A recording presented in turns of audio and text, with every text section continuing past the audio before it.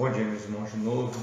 Irmãos, já vi que nós temos uma dificuldade enorme hoje, mas vamos tentar mais uma vez, para a honra e glória do nosso Deus. Romanos 9, de 9 a 13. Deus dá a promessa a quem Ele quer. Então, os filhos da promessa não são os descendentes de Abraão, e sim aqueles que Deus escolheu, dentre o povo judeu e entre os gentios, fora de Israel. Então, o povo de Israel tinha os patriarcas, o templo, as promessas, as alianças, a vida eterna, a vinda do Messias, mas isso não se referia à nação toda, e sim aos filhos da promessa. E como eu disse no título da Deus dá a promessa a quem Ele quer. Em nenhuma parte da Bíblia diz que Deus prometeu salvar toda a nação de Israel. Então vamos para a leitura do texto. Abra sua Bíblia aí, em Romanos capítulo 9, do versículo 9 ao versículo 13. Pois foi assim que a promessa foi feita. No devido terá um filho. E esse não foi o único caso. Também os filhos de Rebeca tiveram o mesmo pai, nosso pai Isaque.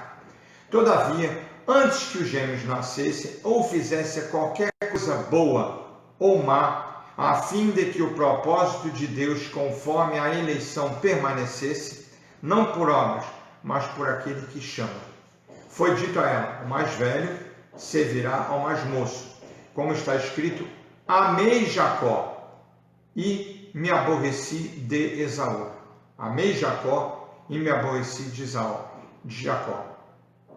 Me aborreci de Esaú. Então vamos para a aplicação expositiva da palavra de Deus nesse momento. Versículo 9. Pois foi assim que a promessa foi feita. No tempo devido, virei novamente e Sara terá um filho. Observe que para Deus tem um tempo dele realizar as coisas. Muitas vezes nós ficamos chateados porque achamos que Deus demorou. Deus não se adequa à sua vontade nem à minha. A mesma coisa Deus falou para Abraão, no tempo devido. Desde a primeira fala de Deus até o nascimento de Isaque, passaram-se 25 anos. Abraão tinha 75 e Sara 65. E Abraão foi ser pai aos 100 e Sara aos 90. Pois foi assim que a promessa foi feita, no tempo devido, exatamente na hora que Deus quer. É a soberania, a vontade dele. Nós somos feitura dele, povo dele. Nos conformamos e nos adequamos à vontade do Pai. Virei novamente e Sara terá um filho. Vamos ver então o que a Bíblia diz sobre isso. Gênesis 18, 10. Então disse o Senhor: voltarei a você na primavera, no tempo devido, e Sara, sua mulher, terá um filho. Sara escutava a entrada da tenda atrás dele, atrás de Abraão. Gênesis 17, 17. Abraão prostrou-se o rosto em terra, riu-se e disse a si mesmo: poderá um homem de 100 anos de idade gerar filhos? Poderá Sara dar à luz aos 90 anos? Humanamente impossível. E Abraão fica perplexo com essa dificuldade humana, essa situação existencial. Gênesis 18, 13. Mas o Senhor disse a Abraão: por que Sara riu e disse: poderei realmente dar à luz agora que sou idosa? Então os dois acharam graça ao que Deus falou. Versículo 10. Versículo 13 do capítulo 18. Mas o Senhor disse a Abraão: por que Sara se riu e disse: poderei dar realmente à luz agora que sou idosa? Para Deus não há impossíveis. Veja que nós analisamos às vezes o que pedimos mediante as circunstâncias que nos cercam. Deus responde de acordo com a vontade dele, e o propósito de Deus sempre é eficaz, sempre é dominante e sempre para honrar o nome dele, não para nos fazer a vontade, a menos que a nossa vontade combine 100% com a vontade de Deus. Portanto, no tempo devido, Deus vem até Sara e Sara volta a ovular, Sara volta a ser normal. Sara era estéril e agora de uma mulher estéril e já com 90 anos, Deus dá um filho. Qual é o filho da promessa? Isaque. É bom lembrar que antes disso, por influência da esposa e Abraão concordou, Abraão deita-se com a escrava, com Agar, e tem um filho chamado Ismael. E Deus diz que não é Ismael o filho da promessa, e sim Isaque, saído de Abraão com Sara. Versículo 10. Esse não foi o único caso. Também os filhos de Rebeca tiveram o mesmo pai, o nosso pai Isaque. O que Paulo está dizendo aqui? Não foi o único caso. Isaque e Rebeca casam. Isaque ora, Rebeca também é estéril. Deus ouve a oração de Isaque e Rebeca tem 2 filhos, os gêmeos Esaú e Jacó. Esaú sai primeiro, logo depois sai Jacó agarrando-lhe no calcanhar. Então, vamos para as considerações nesse versículo. Ismael, filho de Abraão com Agar, escrava egípcia. Isaque, filho da promessa de Deus, filho de Abraão com Sara. Porém, os gêmeos, Esaú e Jacó, filhos de um mesmo pai e uma mesma mãe, Isaque e Rebeca. Veja o seguinte, Ismael e Esaú eram primogênitos. Ismael é o filho mais velho, depois veio Isaque. Esaú é o filho mais velho, depois vem Jacó. Essas 2 coincidências servem para nós vermos que Israel, o primeiro tinha o direito das bênçãos, tinha o título, tinha a herdade, e Deus dá ao que vem depois. Isaque vem depois de Ismael, Jacó vem depois de Esaú. Portanto, isso serve para nós vermos que a promessa, aqueles que Deus prometeu são os eleitos, e não necessariamente um judeu que nasce em Israel, descendente hereditariamente, ou seja, geneticamente do pai Abraão. Em nenhum lugar da Bíblia, a Bíblia diz que todo judeu será salvo. Deus salva, Deus escolhe e elege ao povo de Israel como nação escolhida dentre muitas nações.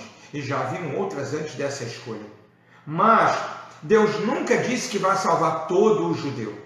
Então hoje nós, os gentios, ou seja, os filhos da promessa, que é um misto entre alguns judeus e outros, muitos não judeus, portugueses, alemães, brasileiros, franceses, etc.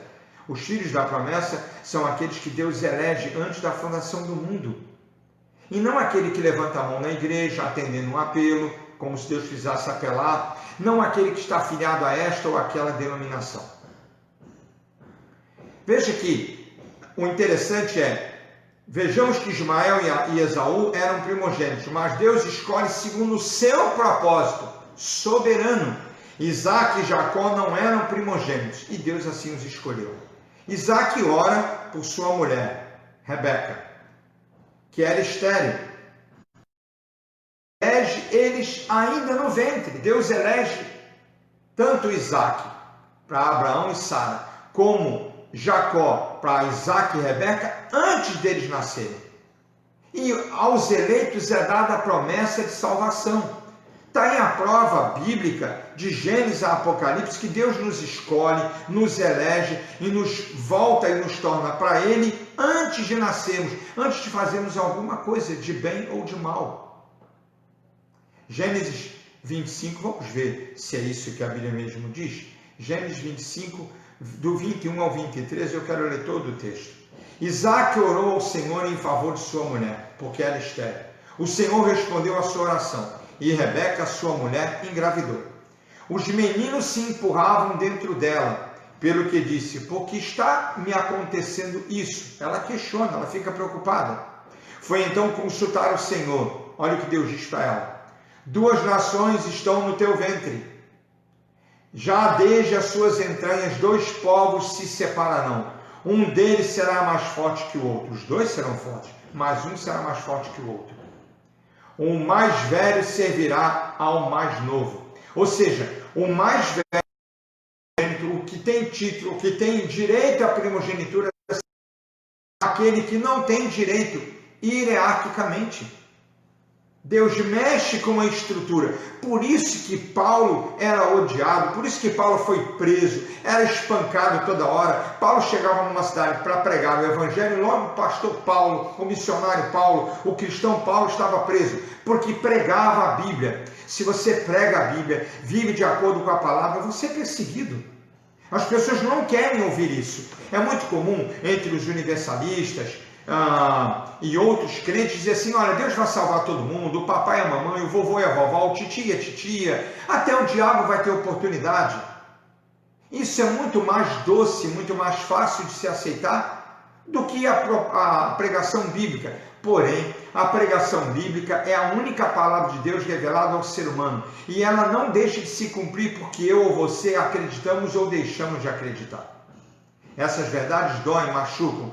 Por isso que os reformadores e os grandes servos de Deus na Bíblia foram levados à perseguição e muitos deles à morte, porque a pregação genuína da palavra de Deus causa transtorno e incômodo em todo aquele que a ouve, exceto aqueles filhos da promessa que Deus toca, mexe com o seu poder através da ação do Espírito Santo.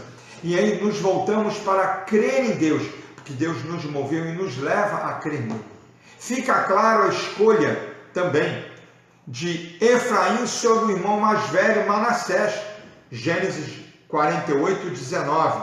Mas José, pai de Efraim e Manassés. De quem era a promessa? Do mais velho. A bênção era para Manassés. José coloca a mão de Manassés sobre a de Efraim.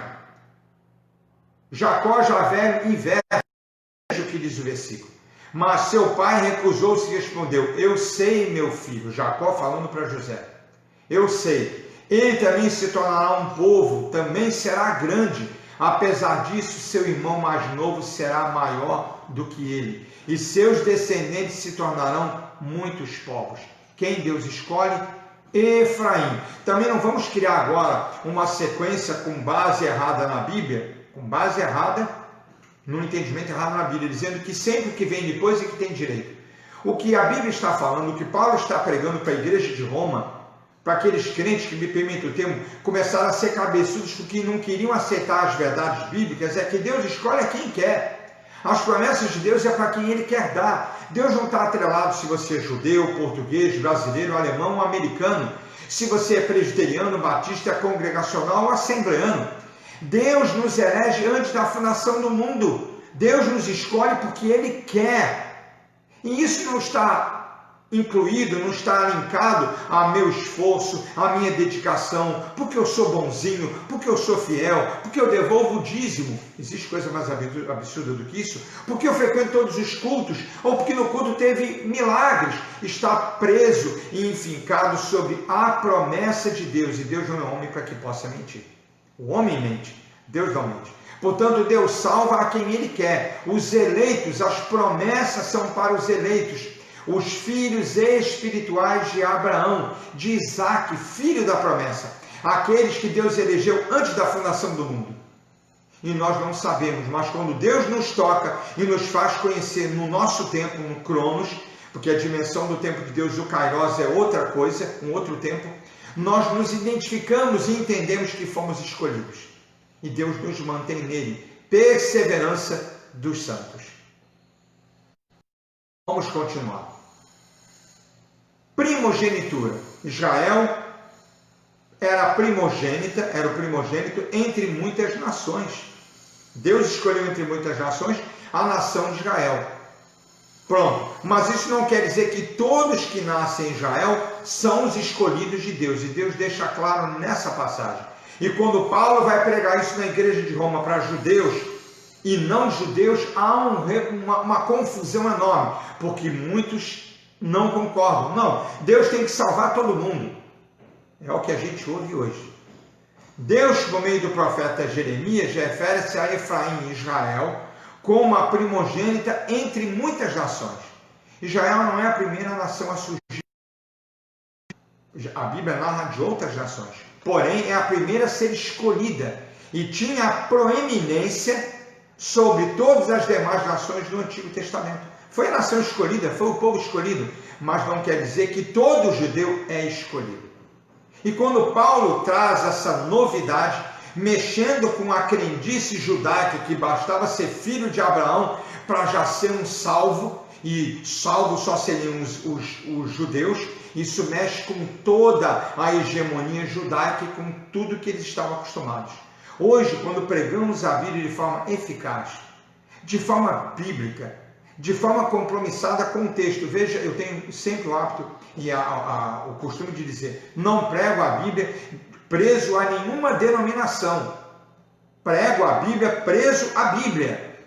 Estou cativo à palavra de Deus. E isso muitas vezes nos causa perseguições, nos causa cara feia, nos causa aborrecimento, porque as pessoas não querem ouvir a palavra de Deus.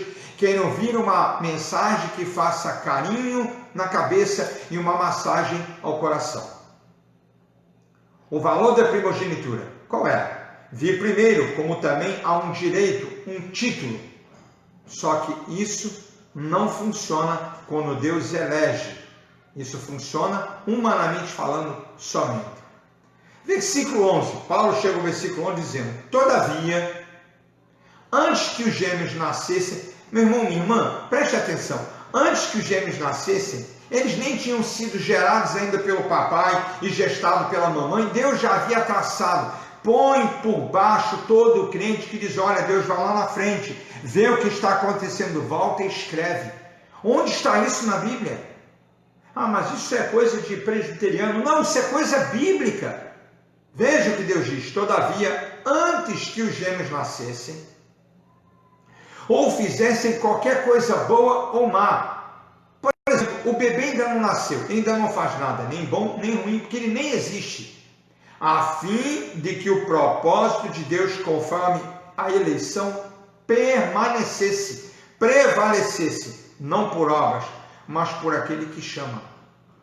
O que está explícito aqui, afirmado categórica e eficazmente, antes de Esaú e Jacó nascerem, Deus já havia determinado quem era dele, o mais novo, Jacó, e quem não era dele, o mais velho, Esaú. Quem era o primogênito? Esaú. Quem era o filho da promessa? Jacó, filho de Isaac, que também não era o primogênito. Deus põe de lado o título, a herança hereditária, a hegemonia, e escolhe quem ele quer. Mas por que, pastor? Porque Deus é soberano. E em lugar nenhum da Bíblia, nos mais de 40 mil versículos, Deus escolhe o método da sua soberania, ou explica para mim e para você, para o ser humano, por que ele faz assim. Soberania é um atributo somente divino. Versículo 12. Foi dito a ela: o mais velho servirá ao mais novo. Soberania, eleição acima da tradição e do direito humano. O mais velho servirá ao mais novo. Ou seja, o que é não é mais, e sim o que eu trago. Veja que Paulo aqui traz uma novidade para o judeu e para nós outros, e isso não vem sendo aceito desde que Paulo pregou na igreja de Roma, desde que foram escritos os livros do período neotestamentário, desde que no período veterotestamentário, Antigo Testamento, Deus já discorria sobre eleição. Eu lembro que quando Lutero entendeu que a fé vem pelo ouvir e ouvir a palavra de Deus, quando Lutero diz que o justo viverá por fé, isso derrubou toda uma crendice, onde Lutero se martirizava, se autoflagelava, porque havia uma crendice de que o esforço humano, meu irmão, a salvação, a promessa, se depender da minha eficácia, da minha conduta, eu estou no inferno. Você está no inferno. Deus nos faz querer Ele, não somos nós que queremos e depois Deus nos salva. Deus nos salva, por isso nós passamos a querer Deus. Isso são verdades que estão na Bíblia. Veja, o que foi dito a ela: o mais velho servirá ao mais novo. Eleição divina. Como está escrito o versículo 13, e o versículo 13 não é entendido, talvez em cada 100 cristãos, 99 não aceitam. Justamente porque o versículo 13 não quer ser traduzido, as pessoas não querem traduzir como foi no original. Eu não sei se a versão que a gente usa, a João Ferreira de Almeida, traduzida por um português de 16 anos que já dominava grego, hebraico e latim. Mas eu não sei se ele optou por uma palavra menos dura ou se são as nossas traduções que procuram ter uma palavra menos dura. Portanto, eu fui ver isso no original. Veja, a maioria das versões traz aborrecer ou rejeitar. Revista corrigida usada pelas Assembleias de Deus. Aborreci Esaú. Versão NTLH, nova tradução linguagem de hoje, usa a palavra rejeitei Esaú. Bíblia de Jerusalém em português, aborreci Esaú. Bíblia de Jerusalém em espanhol, odiei Esaú. Essa foi buscar no original. Bíblia Corrigida Fiel, publicada no Brasil. Odiei Esaú. Também foi o original. Então, eu fui ver então o significado de rejeitar e de aborrecer. E não é diferente de odiar, mas ninguém prega dando significados. Então vamos lá. Para os irmãos que não querem e não aceitam a palavra odiei e já estão num erro, num pecado, que estão rejeitando o original bíblico, vamos ver o que o nosso dicionário etimologicamente diz sobre a palavra rejeitar. Significa resistir, desprezar ou recusar, o que podemos traduzir como não amar algo ou alguém. Deus não amou Esaú, rejeitou Esaú. Tá bom para você? Ficou menos duro do que odiei? E os irmãos que preferem a palavra aborrecer, Deus se aborreceu com Esaú. Vamos ver o que etimologicamente significa a palavra aborrecer no dicionário da língua portuguesa. Sentir horror, detestar. Deus sentiu horror de Esaú, detestou Esaú. O prefixo ab, que se usa para identificar distanciamento, e o verbo erere, que pode ser traduzido como sentir horror. Tá bom para você? E aí alguns vão dizer, mas então vamos ver no original grego. Opa, meu irmão, é o que eu prego, é onde eu cheguei. Então, no original grego, nós vamos ter o seguinte. Como está escrito, o Jacó eu amei, o Esaú, porém, odiei. Em português. E em grego ficaria assim, Katos gegrepton, Tom Jacob e Agazepeton, de Esau e Misissã. Ou seja, eu amei a Jacó, odiei a Esaú. Deus odeia o pecador e o pecado. E aí criaram essa falácia, Deus odeia o pecado, mas ama o pecador. Não, Deus odeia o pecador. Então deixa eu explicar isso. Eu e você somos pecadores. O pecador na Bíblia vai se referir àquele que vive em pecado. O crente que pede perdão e repete pecado, pede perdão e repete pecado, pede perdão e repete pecado. Ele vive o tempo todo fazendo os mesmos pecados, nunca diminui, nunca vai parar. Esse crente pode ser pastor, presbítero, diácono, professor de escola dominical, pode ser fundador da igreja, uma coisa que se dá muito valor no Brasil. Pastor, eu sou o fundador, eu sou a fundadora da igreja. E o que isso quer dizer? Absolutamente nada. 50 anos de igreja, a classe da escola dominical tem o nome do irmão, coisa mais absurda do mundo. A glória e a honra somente para Deus. No entanto, não é salvo. O salvo não vive em pecado, mas ele peca. Estamos livres da condenação do pecado, mas não livres da presença do pecado. O tempo todo na carta de Paulo, Paulo vai falar sobre isso. Então, vamos voltar lá no início aos versículos, para já caminharmos para o encerramento da live de hoje. Então, como foi dita ela, o mais velho servirá o mais novo, versículo 12. E o versículo 13, como está escrito, amei Jacó, Jacob e Agapezeton, amei Jacó, mas odiei Esaú e Misissã. A palavra Misissã, o verbo odiar, está presente.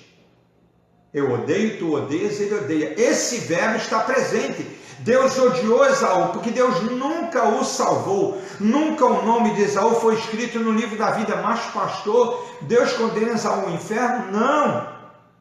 Nós somos culpados pelos nossos próprios erros. A Bíblia diz que estávamos presos, mortos em delitos e pecados. Deus vai lá e retira alguns, muitos, mas outros muitos, em um número ainda maior, Deus não retira. Nós somos culpados da nossa mazela, da nossa queda, do nosso próprio pecado. Herdamos o pecado original de Adão e Eva. Então Deus não tem culpa de nada, mas Deus não promete salvação para todos.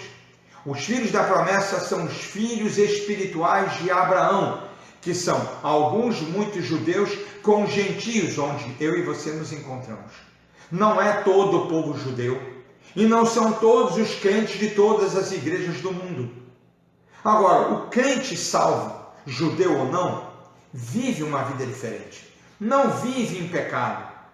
Tenta cada vez mais sair do pecado. Cada vez mais ele não quer pecar. Há uma luta constante.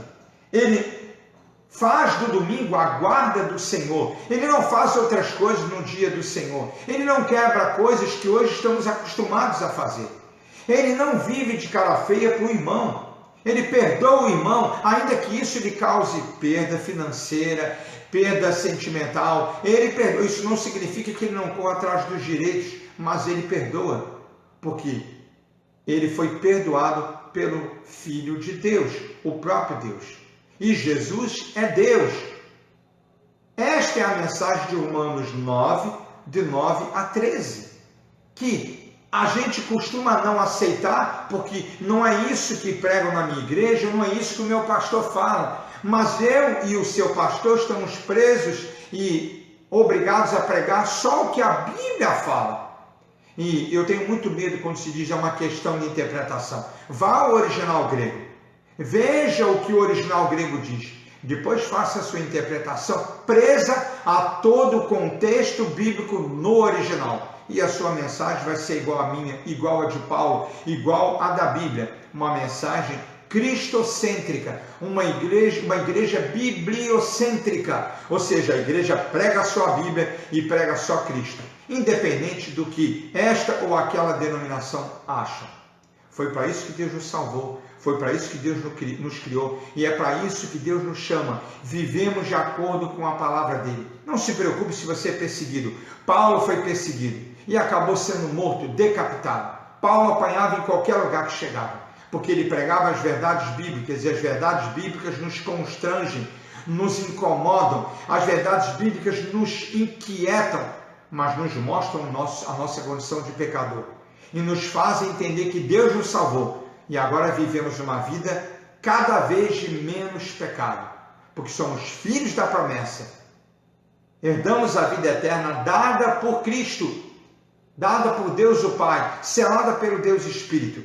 E aí vivemos as promessas de Deus, co-herdeiros com Cristo para a vida eterna.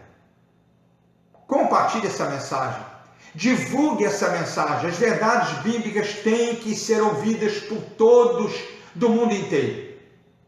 Não pregamos como igreja reformada, biblicista, nada voltado ao homem. Pregamos um modo bíblico vivendo de ser. Ou seja, procuramos viver as verdades bíblicas. Me ajude na divulgação das verdades da palavra de Deus. Que Deus te abençoe. Vamos orar, encerrando a live de hoje. Senhor, obrigado por esses momentos maravilhosos de podermos pregar a Tua palavra de forma eficaz, de forma contundente, de forma procurando a ser cada vez mais presos ao que a Tua palavra diz, ao original.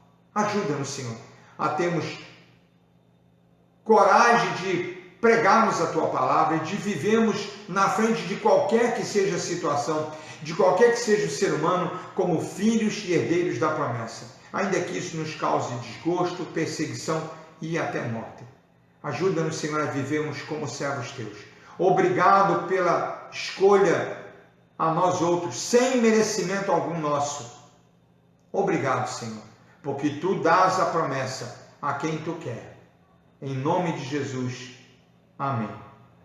Até o próximo domingo, quando estaremos de volta com mais uma live, mais uma pregação. Deus te abençoe.